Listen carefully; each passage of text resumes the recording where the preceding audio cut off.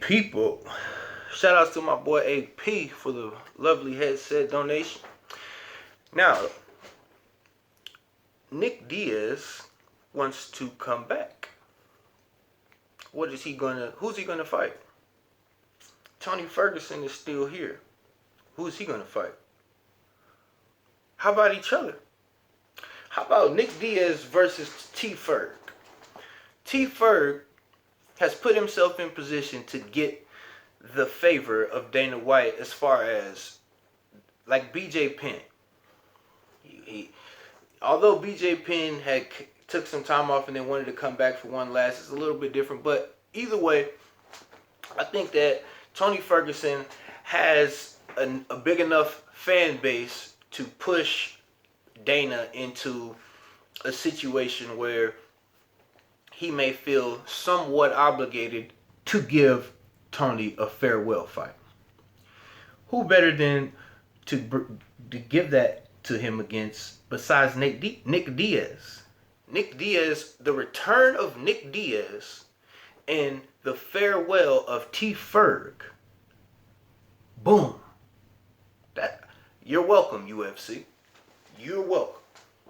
The return of Nick Diaz meets the farewell of T Ferg. Because I hear that Nick wants to return at 155. It's very interesting to me.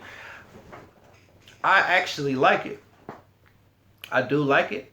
I'm down for the idea, and I'll be tuned in. 170 is a tough division. Not to say that 155 isn't the prestigious weight class, which that's not my opinion. That's the mainstream opinion.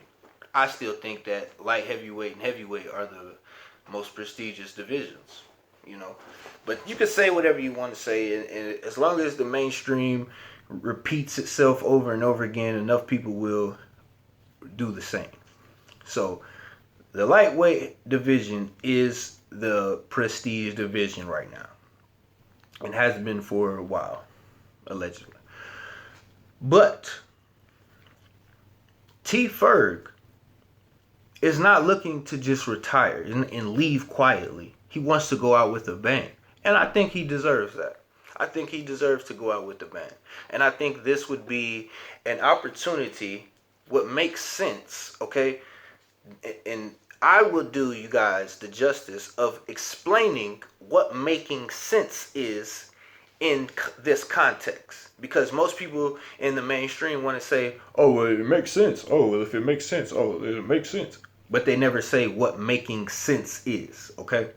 Again, this makes sense to me because you have T Ferg, who has been struggling lately. You have Nick Diaz, who's been out of commission. So, if you want to give Nick Diaz a fight to come back to, it shouldn't be against the most dangerous guy in the division who's got the biggest amount of momentum going, and that's not fair to Nick. And it gives us a chance to gauge where Nick is in his career. If he still has juice or if he is also done.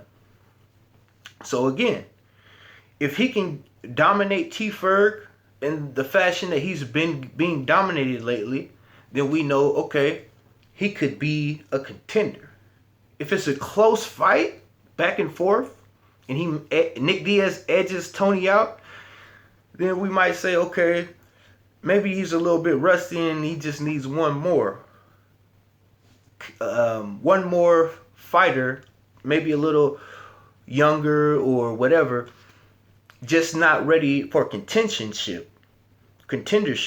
He's not ready to be in contention for the title yet, but maybe he was just knocking the rust off. But if if Nick Diaz goes and gets dominated by T Ferg, then it's safe to say that, hey, he took off way too much time and he's done. So, the reason I'm saying this is because, the reason I'm saying that this makes sense is because all those boxes get checked. We get to answer all those questions. by putting those two together. And let's be honest, these are two big name guys. This is a money fight. In all reality, who wouldn't want to see it? You guys let me know. MMA House on MMA Block. We in the middle of MMAville. And yes, we keep it real.